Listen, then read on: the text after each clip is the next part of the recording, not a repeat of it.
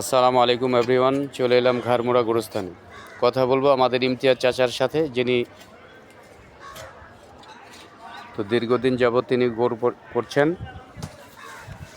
যার গোর মাধ্যমে মানুষ এখানে এসে চিরনিদ্রায় শায়িত হয়। কথা বলবো ইমতিয়াজ চাচার সাথে। আসসালামু আলাইকুম। আসসালামু আলাইকুম। ওয়ালাইকুম আসসালাম। চাচা কেমন আছেন? ভালো আছি। তো আপনি এখানে কতদিন যাবৎ গোর করতেছেন? আমি অনেক বছর ধরে কাপড় করতেছি। এ পর্যন্ত কতটি গোর করেছেন জানা আছে? হ্যাঁ, কতদিন যাবৎ গোর করছেন? আমি 10 বছরের কালারতে হেল্পার আছিলাম। আমার উস্তাদ আছিল, উস্তাদ গুলো আমি কাপড় করতাম, এইটা আগুয়াই দিতাম, আমি কাপড় করতাম। অনেক হারে একজনের নাই, আমি সেইটা ধরে রাখছি। আপনি এটা ধরে রাখছেন। এ পর্যন্ত কতটি আপনি গোর করছেন আপনার আড়িয়া? করলাম 604টা কাপড় করলাম। আলহামদুলিল্লাহ, 604, হ্যাঁ, 617 অধিক।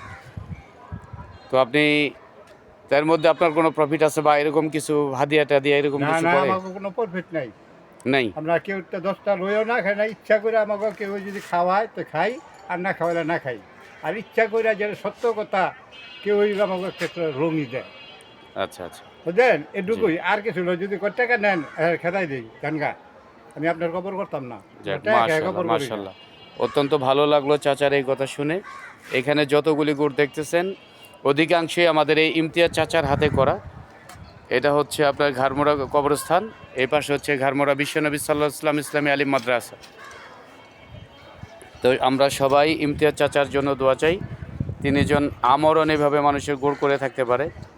সবাই ইমতিয়াজ চাচার জন্য দোয়া করবেন। এই প্রত্যাশা বিদায়। আসসালামু আলাইকুম ওয়া রাহমাতুল্লাহ।